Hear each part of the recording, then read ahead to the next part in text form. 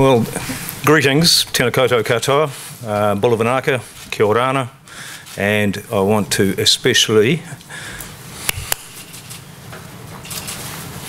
that is, have a happy sign language week. Welcome to the Reserve Bank and to our monetary policy statement. I'm Adrian Orr.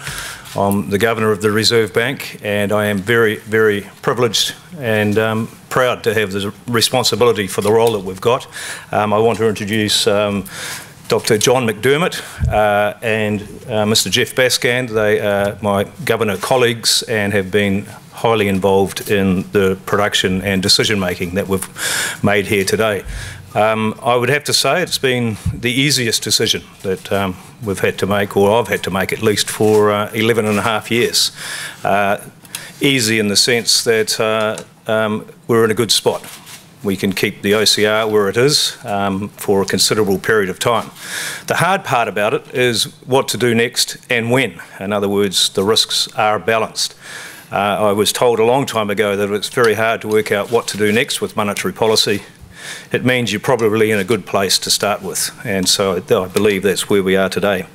It was a unanimous decision actually across our monetary policy committee group, and I would also like to thank the two external advisors. This time around it was their first time. It was William Rolleston from the Deep South and Susan Patterson from Tamaki Makaurau, so it was a very good effort from them all. So, for the record, the official cash rate will remain at 1.75% for some time to come, and the direction of our next move is equally balanced, up or down. Of course, only time and events will tell the direction and timing of that. Economic growth and employment in New Zealand remain robust, near their sustainable levels. However, consumer price inflation remains below the 2% midpoint of our target. And this is due in part to low import prices, the recent reduction in the food price inflation, and of course the subdued wage pressure that remains in the country to date. The recent growth in demand has been delivered by an unprecedented increase in employment. The number of willing workers continues to rise, and this is especially with female and older workers wanting to participate. Likewise, net immigration has added to the supply of labour, and also the demand for goods, services and accommodation in New Zealand. Looking ahead, global economic growth is forecast to continue supporting demand for New Zealand's products and services. Global inflation pressures are also expected to rise. They are rising, but we anticipate they will be contained. Central banks are doing their job elsewhere. At home, ongoing spending and investment by both households and government is expected to support economic growth and employment demand. Business investment should also increase, given the rising capacity pressures.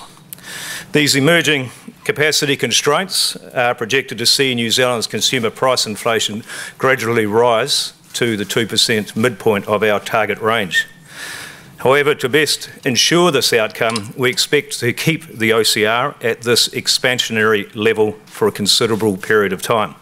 This is the best contribution we believe we can make at this point to maximising sustainable employment and maintaining low and stable inflation.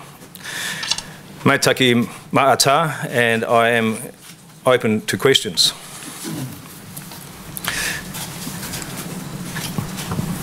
Governor, you've stressed that the risks are balanced to the outlook at the top of your statement. Just want to ask you directly, are you leaving the door open to a rate cut? And if so, what would need to happen to get you there?